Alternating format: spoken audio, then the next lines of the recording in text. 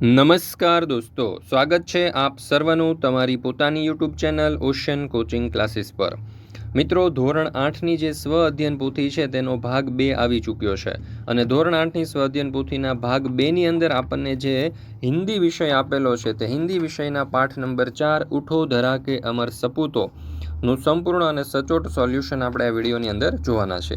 મિત્રો, આપણી આ ચેનલ ઉપર ધોરણ 8ની જે સ્વ અધ્યયન પોથી છે તેના દરેક ભાગના દરેક પાઠના અને દરેક વિષયના સંપૂર્ણ સોલ્યુશનના વિડીયો અને પીડીએફ બંને મુકાઈ ચૂક્યા છે। તો આ વિડીયો અને પીડીએફનો અભ્યાસ કરવા માટેની લિંક તમને નીચે ડિસ્ક્રિપ્શન બોક્સની અંદર મળી જશે, જરૂરથી તેનો અભ્યાસ કરી લેજો। મિત્રો, ખાસ મહત્વની વાત એ કે હવે તમે આ સ્વ અધ્યયન પોથીના સોલ્યુશનની પીડીએફ તમારા વોટ્સઅપ પર પણ મંગાવી શકો છો અને વોટ્સઅપ પર પીડીએફ મેળવવા માટે આજે જ સંપર્ક કરો 70 46 22 22 54 નંબર ઉપર। મિત્રો, આ જો વિડીયો તમને પસંદ આવે તો લાઇક કરવાનું, તમારા મિત્રો સાથે શેર કરવાનું, સરસ મજાની કોમેન્ટ આપવાનું અને આપણી આ ચેનલને સબસ્ક્રાઇબ કરવાનું ભૂલશો નહીં। ચાલો દોસ્તો, તો શરૂ કરીએ ધોરણ 8 વિષય હિન્દી સ્વ અધ્યયન પોથી પાઠ નંબર 4 ઉઠો ધરા કે અમર સપૂતો। એમાં પ્રશ્ન નંબર 1, નિમ્નલિખિત पंक्तियों का भावार्थ अपने शब्दों में लिखिए। तो पहली पंक्ति આપણને આપેલી છે, नई प्रांत है नई सुबह है, नई बात है नई किरण है ज्योति नई, नई उमंगे नई तरंगे नई आस है सांस नई। तो જોઈએ આપણો આ पंक्तिનો ભાવાર્થ। यह पंक्तियाँ स्वतंत्रता प्राप्ति के बाद के भारत की नई सुबह का वर्णन करती है। कवि कहते हैं कि अब एक नई सुबह आ गई है जिसमें सब कुछ नया है, नई बातें नई किरणें नया प्रकाश नई आशाएं नई उमंगे और नई ऊर्जा। बीजू, सरस्वती का पावन मंदिर शुभ संपत्ति तुम्हारी है, तुम में से हर बालक इसका रक्षक और पुजारी है। तो જોઈએ આપણે આ સરસ મજાની કાવ્ય પંક્તિનો ભાવાર્થ। शिक्षा का मंदिर ज्ञान की देवी सरस्वती का पवित्र स्थान है और यह तुम्हारी सबसे बड़ी और शुभ संपत्ति है। इस मंदिर की रक्षा करना और ज्ञान प्राप्त कर इसे पूजना हर एक बच्चे का कर्तव्य है। ત્યાર પછી છે પ્રશ્ન નંબર 2, प्रश्नों के उत्तर लिखिए। એમાં પહેલું, डाल डाल पर बैठा विहग कुछ नए स्वरों में गाते हैं का अर्थ अपने शब्दों में लिखिए। तो જોઈએ આપણે આ पंक्तिનો अर्थ। इस पंक्ति का अर्थ है कि स्वतंत्रता के बाद जैसे पक्षी डालियों पर बैठकर नए और मधुर स्वरों में चहचहाते हैं, उसी प्रकार स्वतंत्र भारत में लोग भी खुश और उत्साह से भरे हुए हैं। यह नई आज़ादी की खुशी और नई आशाओं का प्रतीक है, जहां हर कोई अपने मन की बात खुलकर व्यक्त कर सकता है। बीजू, हमें रक्षक और पुजारी बनकर क्या करना है? उत्तर, हमारा देश सरस्वती का पावन मंदिर है, सभी प्रकार की विद्याएं ही हमारी शुभ संपत्ति है। हम में से प्रत्येक बालक इस विद्या मंदिर का रक्षक और पुजारी है। हमें यह ज्ञान के सैकड़ों दीपक जलाने हैं और नए युग का आह्वान करना है। त्रीजू, कवि ने देश के सपूतों को क्या क्या संदेश दिया है?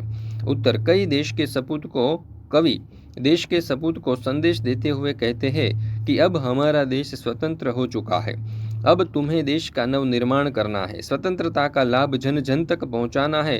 देश के लोगों को तुमसे जो बड़ी बड़ी आशाएं हैं उन्हें तुम्हें पूरी करना है, तुम्हें लोगों में नए प्राण पूरने हैं, देश का पिछड़ापन दूर करना है।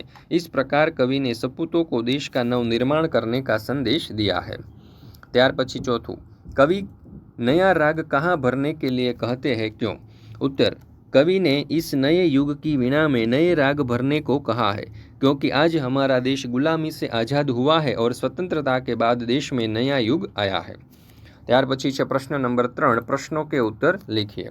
पहलो सवाल, देश के नव निर्माण के लिए आप क्या क्या करना चाहोगे? उत्तर, देश के नव निर्माण के लिए मैं शिक्षा के क्षेत्र में योगदान करना चाहूँगा, स्वच्छता अभियान में सक्रिय रूप से भाग लूँगा, पर्यावरण संरक्षण के लिए पेड़ लगाऊंगा और लोगों को जागरूक करूंगा। बीजो सवाल, हमारी राष्ट्रीय संपत्ति कौन सी है, उसकी सुरक्षा के लिए आप क्या क्या कर सकते हैं? उत्तर, हमारी राष्ट्रीय संपत्ति में ऐतिहासिक इमारतें, सार्वजनिक स्थल, प्राकृतिक संसाधन, सरकारी संसाधन और सार्वजनिक परिवहन के साधन आदि है। इनकी सुरक्षा के लिए हम उन्हें नुकसान पहुंचाने से बचा सकते हैं और स्वच्छ बनाए रख सकते हैं। त्रीजू, उठो धरा के अमर सपूतों कविता में कौन सी बात है जिन्हें आप अपने जीवन में उतारना चाहोगे? उत्तर, उठो धरा के अमर सपूतों कविता में नई चेतना लाने, ज्ञान का दीपक जलाने, देश को नई दिशा देने और स्वतंत्रता के महत्व को समझाने जैसी बात है। मैं अपने जीवन में इन बातों को उतारना चाहूँगा। મિત્રો તમારા માટે ખાસ મહત્ત્વની બાબત કે ધોરણ 3થી 10ની જે નવી સ્વ અધ્યયન પોથીઓ આવી છે 2025-26માં, એ દરેક વિષયની જે સ્વ અધ્યયન પોથીઓ છે તેમના કલરફુલ સોલ્યુશનની PDF જો તમારે વોટ્સઅપ પર જોઈતી હોય તો હવે વોટ્સઅપ પર પણ તમે PDF મંગાવી શકો છો. અને વોટ્સઅપ પર PDF મંગાવવા માટે આજે જ સંપર્ક કરો 7046222254 નંબર ઉપર, અથવા તો આપણી એપ્લિકેશનનું નામ છે ઓશન કોચિંગ ક્લાસીસ. આ એપ્લિકેશન ડાઉનલોડ કરી અહીંયાથી તમે આ સોલ્યુશનની PDF મેળવી શકો છો. તો દરેક વિદ્યાર્થીઓએ અવશ્ય અને દરેક શિક્ષકોએ પણ આ PDF મેળવી લેવી, કારણ કે શિક્ષકો વિદ્યાર્થીઓને પ્રોજેક્ટર ઉપર અથવા તો સ્માર્ટ બોર્ડ ઉપર ભણાવવા માટે ખૂબ જ ઉપયોગી થાય એવી PPTઓ છે, PDF છે, અને વિદ્યાર્થીઓને પણ પરીક્ષાની તૈયારી માટે અને સ્વાધ્યાયન પોથીના અભ્યાસ અને લેખન માટે ખૂબ જ ઉપયોગી થશે. સાથે સાથે આપણા વોટ્સઅપ ગ્રુપમાં પણ જોડાઈ જજો, જેથી કરીને સ્વ અધ્યયન પોથીના સોલ્યુશનના આવનારા વિડીયો અને PDFની લિંક તમને વોટ્સઅપ પર પ્રાપ્ત થતી રહે. પ્રશ્ન નંબર 4, कविता पढ़कर दिए गए प्रश्नों के उत्तर लिखिए. तो અહીંયા તમે જોઈ શકો છો જોરુભા ગીડા પૂજ્ય બાપુનું અહીંયા સરસ મજાનું એક આપણને કાવ્ય આપવામાં આવેલું છે. કાવ્ય ઉપરથી જોઈએ આપણે એમના પ્રશ્ન અને ઉત્તર. पहला सवाल, भारत देश की मिट्टी से कैसी खुशबू आती है? उत्तर, भारत देश की मिट्टी से सौंधी सी खुशबू आती है. बीजो सवाल, सूरज की किरणें कहाँ जाकर बोलती है? तो उत्तर, सूरज की किरणें हिमालय की चोटी पर जाकर बोलती है. त्रीजो, भारत भूमि का एक नाम क्या है? तो उत्तर, भारत भूमि का एक नाम नई तरक्की है. चौथो, हमारे वीरों ने गोली कब खाई थी? उत्तर, हमारे वीरों ने आज़ादी लाते लाते गोली खाई थी. पांचवों, कवि कैसा कर्म करने के लिए कहते हैं? उत्तर, कवि कहते हैं कि हमें ऐसा कर्म करना चाहिए जिससे भारत भाग्य विधाता बन जाए. ત્યાર પછી છે પ્રશ્ન નંબર 5, ચિત્ર કે આધાર પર કવિતા કા નિર્માણ કીजिए. તો અહીંયા તમે જોઈ શકો છો કે બગીચામાં જે બાળકો રમતા હોય એવું સરસ મજાનું આપણને એક ચિત્ર આપવામાં આવેલું છે. આ ચિત્ર ઉપરથી આપણે એક કવિતાનું નિર્માણ કરવાનું છે. તો જોઈએ આપણે સરસ મજાની કવિતા. મિત્રો, આ વિડીયો પસંદ આવે તો લાઇક કરવાનું, તમારા મિત્રો સાથે શેર કરવાનું, સરસ મજાની કોમેન્ટ આપવાનું અને આપણી ચેનલને સબસ્ક્રાઈબ કરવાનું ભૂલશો નહીં. તો આ કવિતા આપણે આ પ્રમાણે લખી શકીએ. જો हरी भरी धरती पर बच्चे खेल रहे हैं, कोई गेंद से खेलता कोई झूला झूल रहा है, पेड़ की छाँव में एक बच्चा पढ़ रहा है, तितलियाँ उड़ती फूल खिल रहे हैं, खुशियों का माहौल मन को भाता है, यह बचपन का समय कितना प्यारा है. ત્યાર પછી છે પ્રશ્ન નંબર 6, अपूर्ण काव्य को पूर्ण कीजिए. हुआ सबेरा चिड़िया बोली, बच्चों ने तब आंखें खोली, सूरज की किरणें जब चमकती नई आशाएं मन में दमकी. प्रश्न नंबर 7, उदाहरण के अनुसार वाक्य फिर से लिखिए. महिला प्रार्थना करती है तो महिलाएं प्रार्थना करती है. पहाड़ की ऊंचाई अधिक है तो पहाड़ों की ऊंचाइयाँ अधिक है. मोबाइल ने दूरी को कम कर दिया तो मोबाइल ने दूरियों को कम कर दिया.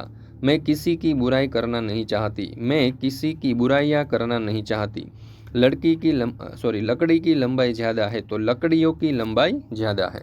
ત્યાર પછી છે પ્રશ્ન નંબર 8, शब्दकोश का उपयोग करके नीचे दिए गए शब्दों के तुरंत बाद आने वाले शब्द लिखिए. धरती तो धर्म, बचपन तो बचपना, क्षमा तो क्षमादान, सोना तो सोना चांदी, सफलता तो सफलतापूर्वक, देश तो देशकाल, सपूत तो सुपुत्र, स्वतंत्रता तो स्वतंत्रतापूर्वक, दीपक तो दीपकांत, राष्ट्रीय तो राष्ट्रीयता.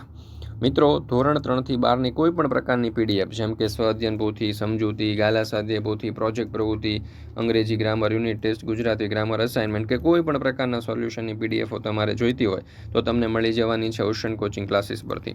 વોટ્સઅપ પરથી પણ તમે PDF અને PPT મેળવી શકો છો. અને વોટ્સઅપ પર PDF અથવા તો PPT મેળવવા માટે આજે જ સંપર્ક કરો 7046222254 નંબર ઉપર, અથવા તો આપણી એપ્લિકેશનનું નામ છે ઓશન કોચિંગ ક્લાસીસ. આ એપ્લિકેશન ડાઉનલોડ કરી અહીંયાથી પણ તમે આ સોલ્યુશનની PDF અથવા તો PPT મેળવી શકો છો. તો મિત્રો, જરૂરથી આ વિડીયો તમારા દોસ્તો, મિત્રો, સગા સંબંધીઓ સુધી શેર કરી દેજો, જેથી કરીને તેઓ પણ આ સ્વ અધ્યયન પોથીના સોલ્યુશનનો જે વિડીયો અને PDF છે તેનો અભ્યાસ કરી શકે. સાથે સાથે આ વિડીયો પસંદ આવ્યો હોય તો લાઇક કરવાનું, તમારા મિત્રો સાથે શેર કરવાનું અને સરસ મજાની કોમેન્ટ આપી આપણી ચેનલને સબસ્ક્રાઈબ કરવાનું ભૂલશો નહીં. અને મિત્રો, ખાસ એક મહત્ત્વની વાત કે ફરી મળીશું હવે આપણે ધોરણ 8ની જે સ્વ અધ્યયન પોથી છે તેના હિન્દી વિષયના પાઠ નંબર 5ના સચોટ અને સંપૂર્ણ સોલ્યુશન સાથે.